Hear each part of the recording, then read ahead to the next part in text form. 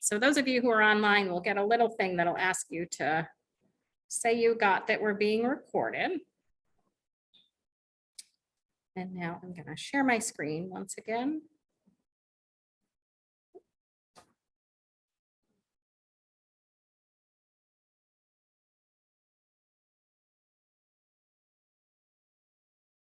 Perfect.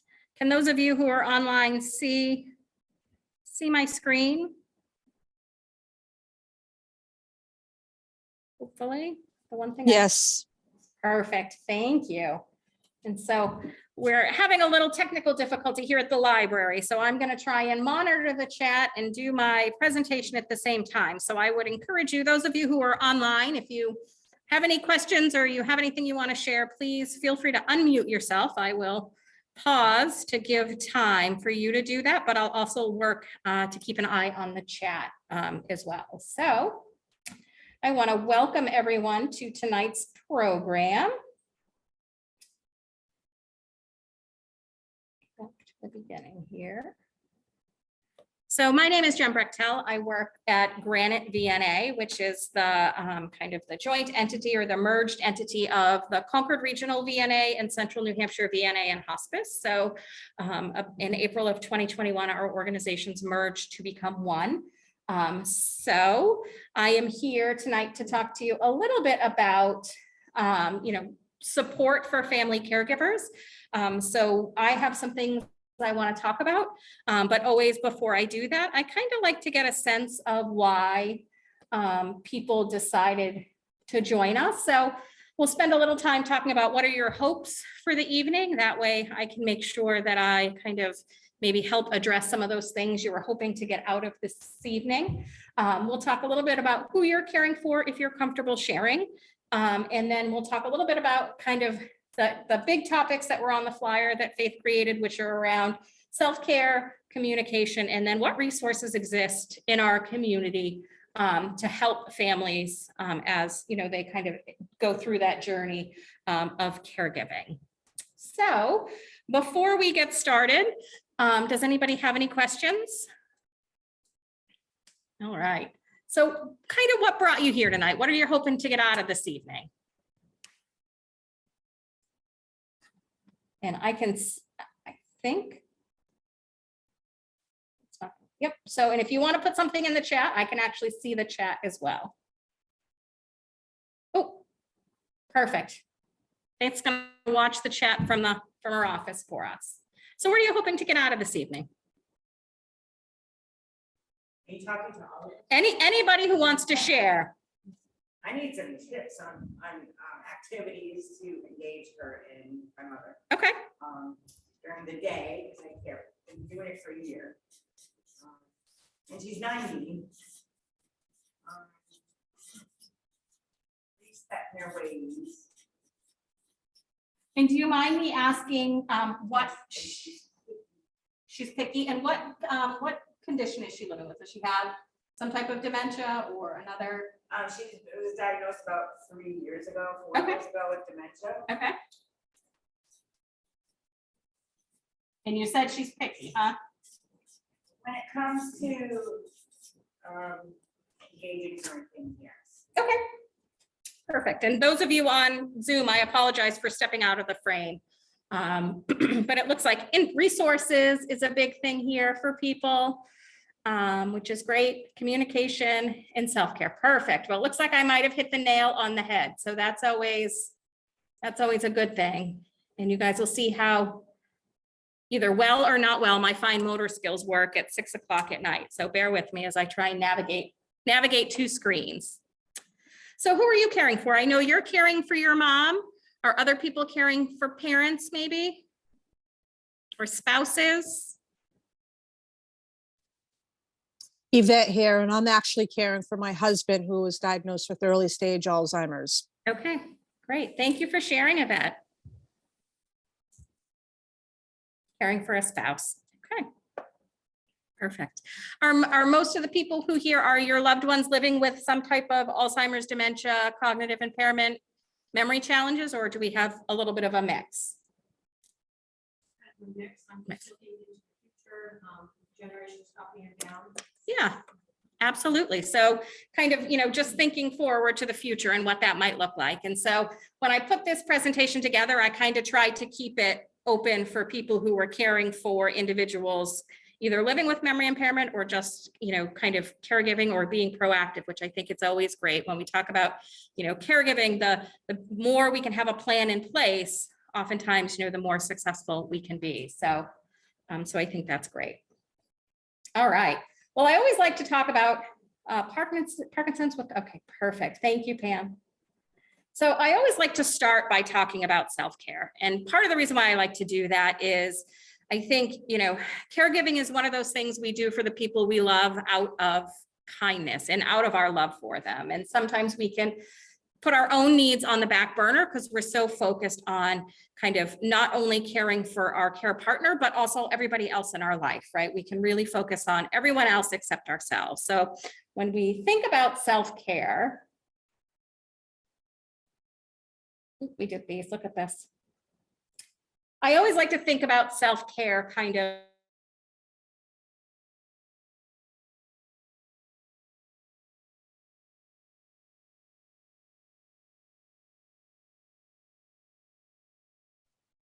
all right.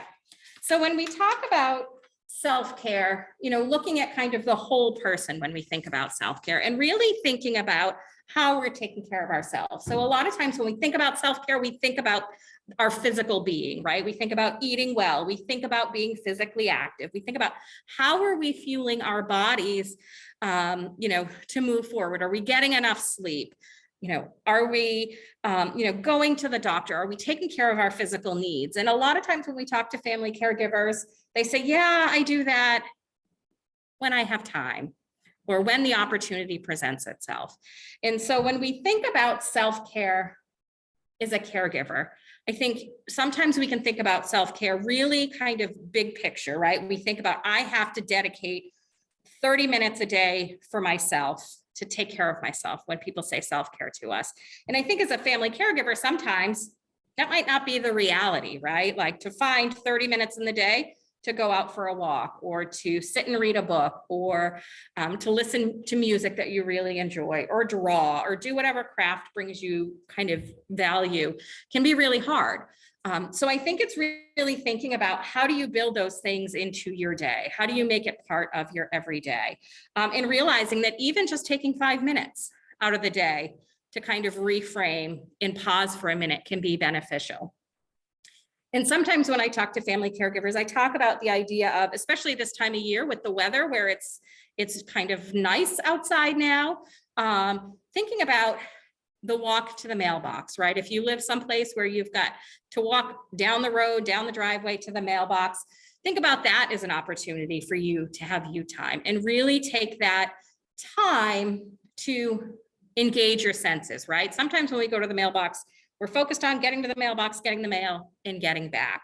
But take time, and maybe it is 5 minutes, maybe it is 2 minutes, to kind of make it an experience, right? So take time to acknowledge the scents that are in the air. Is there a neighbor mowing the lawn? Is, like today, was it, fresh off the rain? Can you smell the spring rain in the air?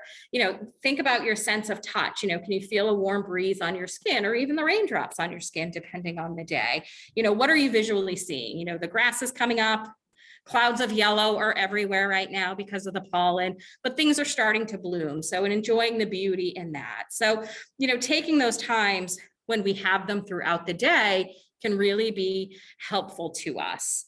And also thinking about kind of the social piece of it, right? So when we talk about self-care, a lot of people say that socialization is key to self-care. So really thinking about those connections we have in our life and how important they are to our overall well-being is important. And everyone's social needs are very different, right? Some people might have 1 or 2 people that they're really close to and can really engage in meaningful conversations, where other people, maybe they have this really big, expansive social network, and that works well for them. So I think when we talk about that social piece, it's really thinking about what does that mean for you as an individual. But, the key being figuring out what works for you and then building enough time in your schedule to have that social life. And in certain circumstances, not being afraid to engage your care partner in that socialization when it might be, good for both of you or appropriate. We think about the mental piece of self-care, the things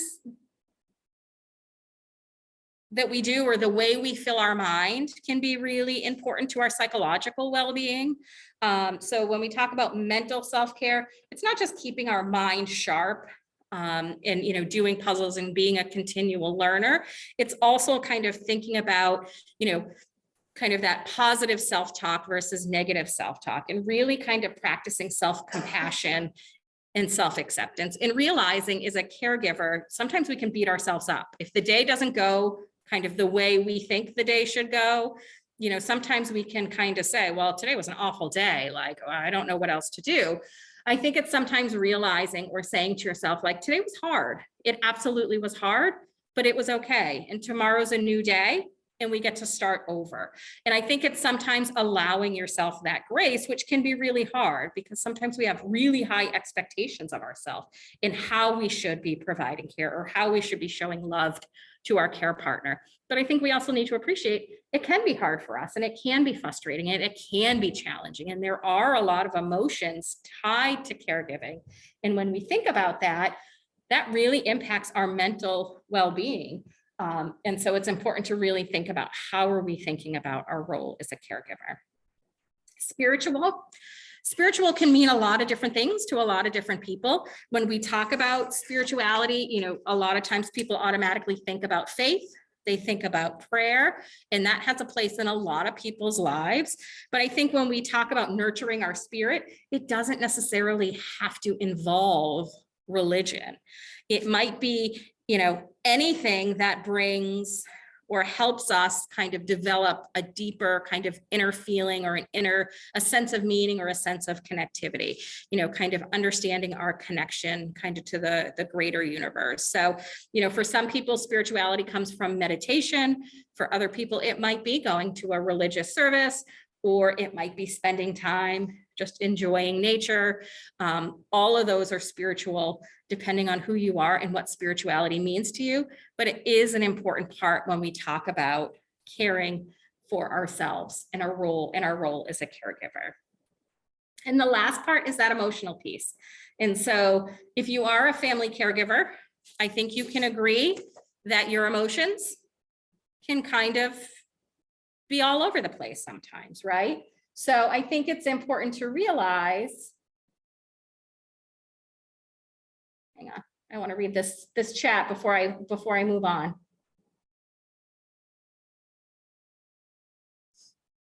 Yeah. Yeah.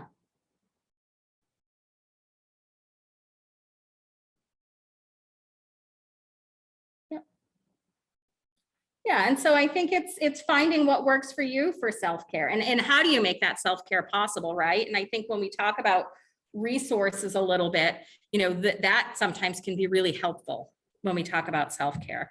I think about a woman who I've known for many, many years. Her husband was living with Alzheimer's and dementia, and for her, it was really important for her to create something called Marjorie's Mondays, right? So on Mondays, she was fortunate enough to be able to have someone come in and stay with her husband because he couldn't be left alone, where she could go out and do something that was meaningful or brought her joy and value. So sometimes she just went and sat down by the river and wrote in her journal. Other times she might have went and got her hair done, or she went out to lunch with friends. But, again, it's thinking about self-care. And, while afternoons are great, it's finding those opportunities throughout the course of the day if we're not able to do that. But the emotional piece, when we talk about self-care, when it's important to have kind of those healthy coping skills in our role as a caregiver to deal with some of those uncomfortable emotions that we experience, right? So, I think anger sometimes can come into play. Fear can sometimes come into play. Anxiety, sadness, all of those emotions that can sometimes have a really negative kind of association with them, we probably are likely to experience as a family caregiver. And I think it's important to realize that every time we experience an emotion, it's trying to tell us something. It's trying to tell us maybe we need to make a change. Maybe we need to think about how we're doing things or how we're going about things. And I think it's also important to realize that emotions, they're not good or they're not bad. They're just how we feel, and they are an outward expression of something that is happening to us. It's an experience that we're having. So I think it's important to really think about, you know, what activities we can do that allow us to kind of acknowledge and express those feelings that we're experiencing, and being able to do that regularly and being able to do that safely.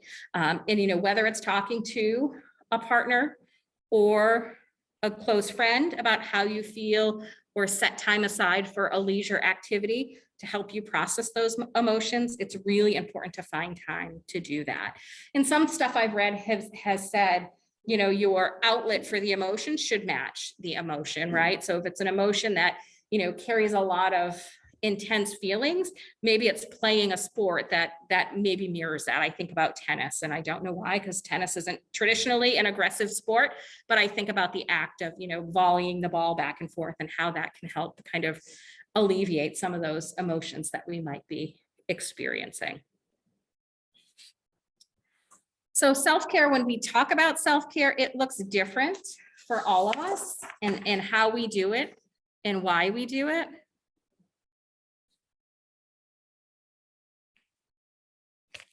But I think it's important to realize that self-care really is important, and self-compassion really is essential to our self-care. So really thinking about being kind to ourselves can really allow us to lay that foundation to take good care of ourselves.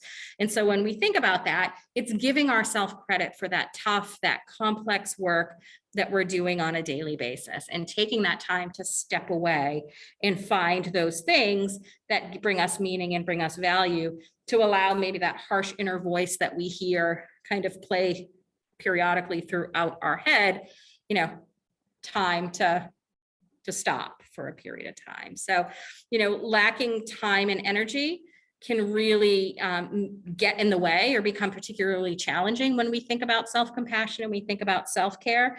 Sometimes we might think, or we might feel guilty or selfish because we are taking time away from our care partner to take care of ourselves. But, you know, again, I think it's important to realize, and what we need to remind ourselves frequently is, you know, when we're practicing good self-care, it allows us to be a better caregiver to our partner, because we're able to be more balanced. We're able to kind of focus, and we're able to kind of effectively help everybody involved, because we're not experiencing a high level of stress or burnout or kind of those challenging emotions, because we're finding meaningful and valuable ways to kind of express those. So, you know, again, self-care is hard. It's not easy, because there is so many different pieces that come into being a caregiver, especially if you're someone who is caring for someone who is living in your home. I can't remember who put it in the chat, had talked about it being a 24-hour commitment. So finding those opportunities in the day might be much easier said than done. But I think it's important to, you know, start small, and then, you know, kind of as you can gradually build up, and hopefully some of the resources I'll share in a little bit might help kind of think about, how do I make that happen? And again, I think it's important, you know, change happens slowly but surely. Sometimes we have these big pie in the sky goals. You know, my hope is you don't walk out of here tonight and say, okay, that's it, an hour a day, that's me time. It's great if you say that and you can make it happen, but does that feel realistic to you right now? I don't know. Maybe it is starting with that 5-minute walk to the mailbox, or that, you know, 5-minute deep breathing, you know, while you're even doing a task like the dishes or something like that. So. And again, feel free to use the chat or come off mute if you have questions. Same here. If you have questions, please let me know. So when we talk about communication as a caregiver, I think these are universal kind of, you know, communicating skills, regardless of what our care partner is living with. I think these are great just to practice in general. But when we think about being a caregiver and we think about communication, you know, I think being patient is important. And I completely appreciate that is so much easier said than done. depending on the situation, depending on the diagnosis that your loved one is living with. But if you can take time to listen and allow them to talk, that can really be helpful, because it'll also help their emotions kind of stay in a place where they can communicate a little bit easier and a little bit slower if need be. I think also kind of part of being patient is trying to work to interpret. So what are they trying to say? You know, try to understand what's being said based on the context. You know, if they're struggling to get out an idea or a word, you know, it's okay to offer a guess. And again, it's all about how we communicate. What does our tone sound like? What does our body language look like? How are we positioned with them, right? So, you know, for me, it always feels weird standing up in front of a computer or in a room full of people kind of talking at you. You know, that's not ideal if we're communicating with our care partner, you know, because that can be really kind of overwhelming and might invoke some fear for them. So, you know, again, it's all about kind of that next bullet, that connectivity with them. You know, are we looking them in the eye when we're speaking with them? Are we using their name when we address them?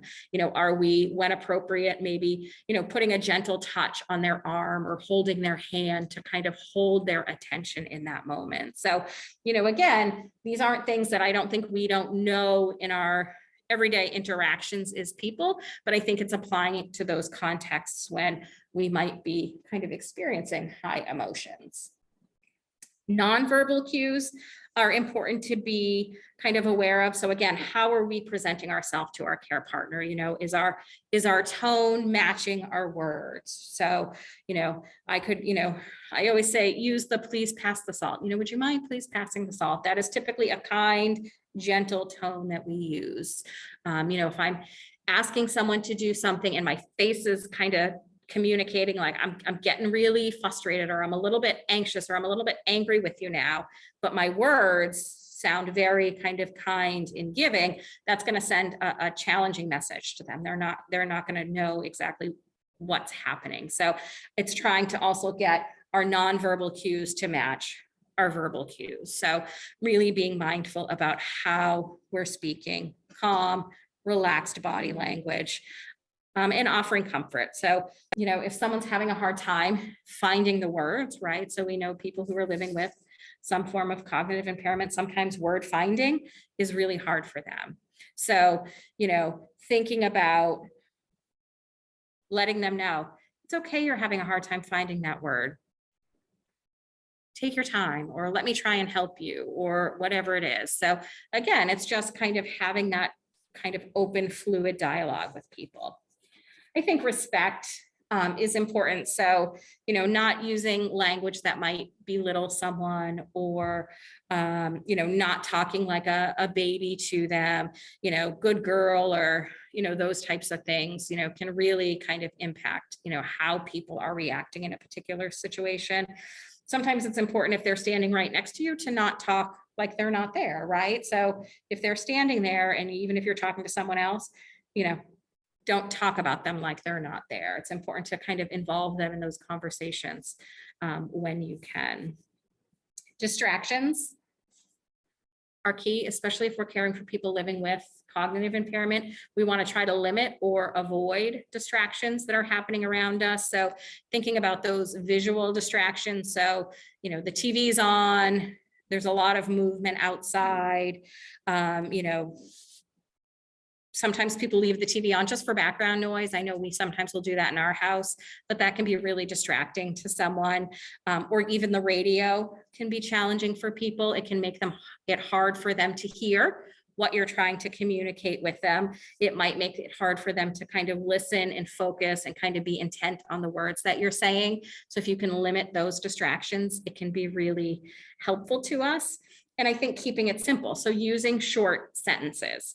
You know, if we're caring for someone with dementia, think about asking questions that are a yes or a no, or a this or a that, instead of giving them a boatload of choices. You know, it's a little chilly outside today. Would you like your blue sweater or your red jacket? And even holding it up so they can see them can be helpful because then they can point to which one they might want. You know, breaking down things that are sequenced into simple steps is important. So, you know, for you or I could say, okay, well, it's time to go brush your teeth, right? And you know exactly what I mean, to go brush your teeth. You're gonna go maybe to the bathroom sink, turn the faucet on, wet your toothbrush, put the toothpaste on it, brush your teeth, whatever your routine is. I think when you're caring for someone, especially someone with some type of memory impairment, the simpler the steps you can give them, the easier it's going to be. So breaking them down into, okay, let's go to the bathroom. Let's put our toothbrush under the water. So breaking it down into kind of simple singular steps so they don't have to try and recall the sequence that you just gave them to complete. I think I talked about choices. So, you know, giving them choices. If it's someone who resists, so I think about bathing quite a bit for people, especially when they're receiving care from a loved one. Sometimes they'll resist wanting to bathe or to shower. So sometimes, you know, what you might say is, would you like to take a shower before dinner, or would you like to take a shower after dinner? So they know the shower is going to happen, or has to happen, but they still have that choice. They still have a little control of, is it before dinner or is it after dinner? Visual cues. So, you know, kind of, you know, can you follow me this way, and kind of, you know, guiding them in the direction, or why don't you sit here next to me, and patting on the seat can be helpful to let people know kind of where you want them to go or where you want them to be. Someone, you know, if you're wondering, if you're getting ready to leave the house and you're wondering if someone has to, you know, use the restroom, maybe it's, you know, taking them to the restroom and saying, do you have to use the toilet, or do you have to use the restroom before you go? So again, kind of using those visual items to kind of get them to think about what you're asking them to do can be really helpful. Criticizing, correcting, arguing. I think as adults, none of us communicate well when we're being criticized, corrected, or being argued with. I think it's important just to try not to correct mistakes, right? If it's not gonna, the world's not gonna come to a crashing halt because of a mistake, and there's no harm done, you know, I think it's sometimes okay to let it slide, and realizing that, you know, if it's a situation maybe where criticizing or arguing feels like it's coming to the surface, it's okay to take a break. We get frustrated in conversations all the time. So it's okay to say, you know what, I'm gonna take a break and go do this for a few minutes. We can revisit this conversation. And so I think those are the things to think about when we talk about communication. It's really just being mindful. And I think the biggest takeaway is remembering, you know, people aren't necessarily going to remember what you did or what you said, but they're going to remember how they felt. So it's always about thinking about communicating with individuals in a way that makes them feel good, it makes them feel valued, and it makes them feel important. So, you know, you were talking about, you know, something you were hoping to get out of today was, you know, how do you engage mom in different kind of activities throughout the day? And, you know, a lot of times it might depend on where kind of in the disease process she is. And I know you said it's been a couple of years, I think, that since she's been diagnosed. So, you know, think about, you know, what tasks she might be able to help with around the house. You know, a lot of times people who are living with some type of dementia or cognitive impairment is, you know, they might help fold the laundry, or they might help with some of the cooking stuff, depending on, again, where they're at in the disease process. That's in the picture, however, there's a lot of resistance. Yeah. So it's really difficult to keep connected for one thing. Yep. And I'm bored. Yeah. Yeah. So what are some of the, you know, so think about some of the things, you know, before her diagnosis, you know, maybe that she enjoyed doing, and are there opportunities there to kind of reintroduce those to her in a way that she can still do meaningfully and maybe on her own? You know, I think about, you know, people who, you know, excuse me, maybe had, I always think about gardeners. I don't know why. Maybe it's because I wish I had a thumb that could keep a plant alive. But, I always think about people who had, beautiful gardens in their home, and now either they just can't get out into the yard to have those gardens, or they live someplace where they don't have that same property.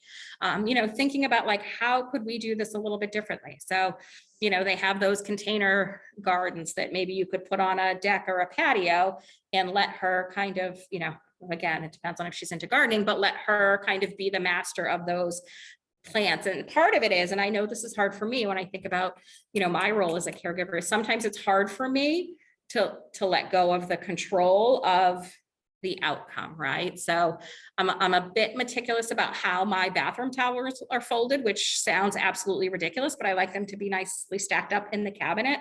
But I've had to let go of my expectation for things to look like they're sitting on the shelf at Sears, so I can be helped by my, by my parents. So I think it's important to think about some of that stuff as well. Yeah. Did she have stuff that you think she might? Yes, I absolutely try to include her in everything. And Yeah. she was a housewife mostly for all her life. Yeah. 8 kids, so Oh my, her passion is children, and all the children have grown. right. So she doesn't have that anymore. Yeah. And she's limited to how far she can walk without taking a little bit of a rest and things like that. Yeah. But physically, she's really, really healthy, but she's 90. Right. So, so it's just been difficult to, I clean the house all day. That's what I do all day, and do stuff with her, of course, and we go for a walk, or I take her for a ride. But what else is there that I can have her included in, make her feel like she's still the woman of the house, and she doesn't know me, so there's distrust there as well. Right. Yep. I'm her daughter, but she doesn't know that. Right. So that's a little bit, touchy sometimes, but so I just need some resources. I suppose, and also for maybe some support groups. Yeah. All right. Well, let's get into resources. How does that sound? Sounds great. All right. So community resources. So sometimes people say, why do I need to know about community resources? Which for this group sounds like a question that maybe you wouldn't ask, but some people sometimes do ask. So when we talk about community resources, really, I think it's important just to know what exists in your community, whether you need it today or you need it a year from now or 6 years from now. Hopefully it's still there 6 years from now, but I think it's important to know what exists because it can really make that journey a little bit easier and it can make it a little bit less stressful. And sometimes maybe it does feel a little bit more manageable. And part of it is because I think no matter what disease our loved one is living with, we don't know what the future holds, right? We don't know what that looks like. So kind of knowing what exists in our community can be really helpful to us. It helps us be allowed if the crisis occurs. So I say, if the crisis occurs, I think the reality of that statement is when, right? The crisis occurs. We know that our care partner might get to a place where we can no longer safely care for them at home. And what does that look like? And how do you navigate those waters? Who are the people you need to call to find out what's available in your community, or what questions do you ask? I think it helps reduce the stigma of caregiving because it helps you realize you're not alone in being a caregiver. Sometimes being a caregiver can be really isolating, which is really hard. So I think having that awareness of community resources lets you know there are other people who are experiencing maybe different situations, but similar challenges, right? So you are not alone. It helps with that social isolation because you are connecting with caregivers who can relate, even if they're caring for a spouse and you're caring for a parent. If your loved one has heart failure and their loved one has cognitive impairment, the challenges can be really similar. And it helps us to stay kind of engaged and involved in care for the future, as well as what future wishes might look like. So here in New Hampshire, we have 2 statewide resources. I'm always very, very hopeful that these resources are not a surprise, because at its core, if you walk away with nothing else, these two resources exist is kind of my end game or my ultimate goal. ServiceLink is a statewide resource. It focuses on individuals, adults with disabilities or older adults, and it is a resource line. And it really does help people to know and access what exists in our state as far as long-term care, caregiver support. I mean, you have a question about it, as it relates to an older adult or an adult with a disability, ServiceLink is the place to call. It is a statewide resource, so each county has a ServiceLink center in it. Here in Concord, ours is up on Industrial Park Drive. And the 800 number I put here, you can call and it'll farm you out if you don't live in Merrimack County, in the statewide resource. But again, these are people who can give you kind of non-biased kind of information that exists. So I always use the example of, non-medical in-home care. There are tons of providers that provide non-medical in-home care. It's hard to know who's in your area, who provides what type of service. What question should I ask these providers if I'm thinking about engaging in their services? ServiceLink can say, these are the people who service your town. Here are their phone numbers. And here are some questions I would ask if I was going to reach out to them. I'd ask about their insurance. I'd ask if they're bonded. I'd ask this, I'd ask that. So it kind of can give you that guidance so you know kind of what you're looking for. ServiceLink also has some grant opportunities for respite. So I always say, if you're looking for respite, someone to come in and kind of provide, some time for you to get out and take care of yourself, I would always encourage them to call and see if they have any grants available that you might qualify for. They've got Alzheimer's dementia, Alzheimer's disease or related dementia grant for those of you who are caring for, people living with dementia. Of course, there's kind of requirements that go with that, but there's never any harm in asking the questions, right? Because if it's not that grant, maybe that you can get respite under, maybe there's something else that they're aware of that they can share with you. The other statewide resource is New Hampshire 211. So this is, again, a statewide resource. Here, you pick up the phone in New Hampshire and you dial 211. And it'll link you out to this resource. This is regardless of age, an information and referral line that can connect people to different health and human service organizations that might be able to support you. So, again, if, nothing else, knowing that these two resources in our state exist, because they're going to be the connection to everything else that we're going to talk about in a few minutes. So this is a really cool resource, actually. And this is, I think, relatively new, maybe within the last year. For those of you who are in the room with me, those white folders, you can take one of those if you'd like. But Trualta is a online learning platform really designed for family caregivers. So it has all kinds of different topics. And those topics range from kind of, I don't want to say hands-on care, but kind of providing information on, transfers and things like that, all the way down to caregiver self-care. Trualta, I believe, started is a dementia platform. So that might be a really great resource for those of you who are caring for loved ones with Alzheimer's and dementia. It is offered at no charge. The Department of Health and Human Services offers this program. So if you go to this beas.trualta.com, you can register and sign up to take all kinds of different online trainings. But, the nice part is there's some stuff on family caregivers out there.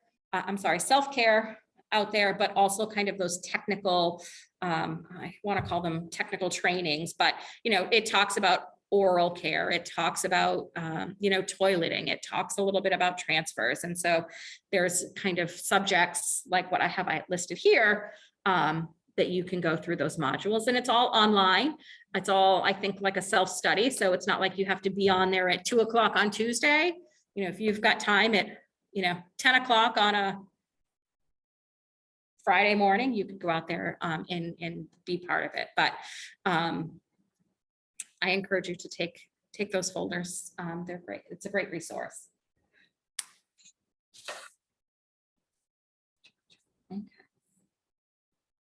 a little too quick.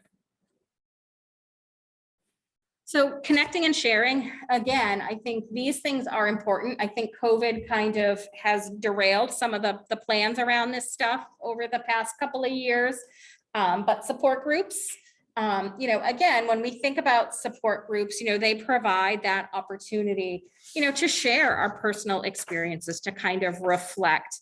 It brings people together who have gone through similar experiences. And sometimes it fills that gap between the medical care that your care partner is receiving and the emotional support that you need as the caregiver. So sometimes when we think about support groups, people are like, oh, no, support groups aren't for me. I always encourage people to try a support group. You never know until you try. And I would say each support group is a little bit different. So if you go to one support group and it doesn't really feel like the right fit, I wouldn't necessarily let that turn you off of all support groups. I would try another one, because when we think about support groups, it really is, about feeling less isolated, more connected, maybe less judged, right? Because these are people who are caring for a loved one as well, and have experienced similar things. It's going to help those challenging emotions that you may experience as a caregiver. You can talk openly and honestly about your feelings, because typically you're there with, other people and your care partner's not there. So sometimes that can change how we share, how we're feeling relating to things. And it can give us a sense of empowerment or hope or control in our life. So here in Concord, we do an online monthly support group at the VNA on I think it's the third Thursday of every month. One of our medical social workers supports our support group. I also know there is a support group through Service Link that I think is back to being in person over at Horseshoe Pond Place here in Concord on Commercial Street on Wednesdays. So if you call that 800 number for Service Link, they can give you the information on that. And I'm sure Service Link knows of other support groups that exist. But I do think, slowly we're getting back to some of this stuff as a result of COVID. Memory cafes. If you've never heard of a memory cafe or an Alzheimer's cafe, these really are focused for people living with some type of cognitive impairment. So whether it's dementia related or kind of related to another diagnosis, like a Parkinson's or something like that, it provides people an opportunity to come together with their care partner to be with other people kind of experiencing similar circumstances. So it's kind of that supported, judgment-free zone. If you're living with someone with cognitive impairment, I think, you were mentioning the note cards that I had on the table that just say, please be patient. My companion has, I don't know if it says memory impairment or what have you. These are people who you probably don't need to give that card to, because they're very well aware of, how someone living with cognitive impairment might act. But it just provides kind of an environment for people to get together. And there's different ways memory cafes are done. There was a memory cafe here in Concord. It's currently on hold because we were doing it up at Granite Ledges of Concord, which is a independent, an assisted living community up behind Concord Hospital. But with COVID, we're kind of not necessarily bringing the masses into a assisted living community. So we're actually looking for a new location for our memory cafe. But I know the Children's Museum in Dover had one before COVID happened. I think some of the smaller libraries in the area had them. There was one up in Lebanon. So again, it's just that opportunity to come together with your care partner. So it provides that engagement for both of you. And a lot of times it's an activity that you're doing. So I know at our memory cafe, in the fall, we would bake apple pies together because there was a kitchen that we could use, or, we told stories, or we had the therapeutic arts and recreation people from the hospital come over and provide an activity. And sometimes people just wanted to sit around and chit chat and have a snack, and that works too. So it's all about what the group wants, but it provides that opportunity to be together with your care partner. And then caregiver cafes, very similar to a memory cafe. The only difference is caregiver cafes are for the caregiver only. And a lot of times, similar to the memory cafe, And what makes it a little bit different than a support group is you get together and you do an activity, right? So if I invite you to do wreath making, you know, you're going to be doing your wreath, but you're also going to be maybe more likely to kind of chat openly with the people around you. That one is, I know they're online right now, which makes it hard. But again, you know, once we're able to Zoom togetherness, you know, we're hoping to bring it back, but I know there's one at the Alton Library that's online right now that people could participate in. But again, it's coming together with others who are caregiving for their loved ones. You said you have information on the support groups? I can give you information on the monthly support group we do online, but I can give you the person's name for the service link one if you want to chat after. I'll get you what you need. Yeah, but I can, and I'll give you the service link person to connect with. In-home medical, non-medical in-home care. So I mentioned this earlier, there are a lot of providers kind of in the area who provide non-medical in-home care. And there are kind of two different levels that come with that. There is the personal care, which is more, you know, providing assistance with activities of daily living. So they might come over and do bathing. They might help. So you can go out if your care partner needs, you know, help transitioning. Then there is homemaking services, which is more kind of the housework piece of it. So when you think about non-medical in-home care, you know, it might be more helping with the laundry, helping with meal prep. Sometimes people will use these services if their care partner is still able to live independently, but needs maybe eyes in the home a little bit more than the loved one can get there. They might do this. But again, sometimes caregivers will do this so they can have some respite time to themselves. And so again, this is typically not covered by a Medicare, a Medicaid, or private insurance. It's private pay. And I think the cost ranges between, you know, which provider you go with, and what the service they provide is going to vary as well. Some, you know, only do Monday through Friday, 8 to 6, some do nights, some do weekends, some do holidays. So it's really having those conversations, but, you know, thinking about this as a potential option, you know, if it's something that would help you find time for yourself and it's something that you would be able to afford, because again, it's private pay, which can add a layer of complexity and sometimes accessing these services, but definitely worth kind of figuring out what respite options and things like that might be available for grants and stuff like that. So it's definitely private pay? So unless someone's got a really great long-term care insurance policy, typically it's private pay. Yeah. I think some information I'm trying to get from. They won't give it to me. For long-term care insurance or for? No, for respite care. Respite, yeah. See what's if it's covered. Yeah. And that's the hard part. And again, some of this, you know, is going to be impacted, you know, by some of the challenges that people are experiencing with, you know, staffing and things like that. But I think it's worth exploring. And there are a lot of different providers who do this throughout our state. So I always say to people, you know, call a couple if this is something you're interested in, to find out, you know, what is their, you know, how much do they charge? What type of service do they provide? What hours do they provide coverage? Because everybody's a little bit different. And so you might find one that really works with you and is a good fit for you and your care partner. So and you offer those services as well at Granite VNA, correct? We do. Yep, we do. But there are, like I said, there's tons kind of even in Concord, you know, there's Age at Home, there's us, you know, Right at Home, there's all kinds of them. So, yeah. So the Alzheimer's Association. So this is specific for people who are caring for loved ones with some type of memory impairment, Alzheimer's, dementia. I know it says Alzheimer's Association. So sometimes people think, well, my loved one doesn't have a diagnosis of Alzheimer's.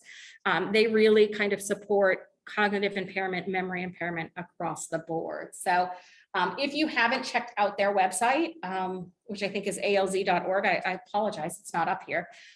They have a lot of great online training as well. And they also do some in-person stuff that you can find on the website. We do have a local chapter, the Massachusetts, New Hampshire chapter. And I know the New Hampshire chapter is getting back to doing some more in-person stuff, which is great.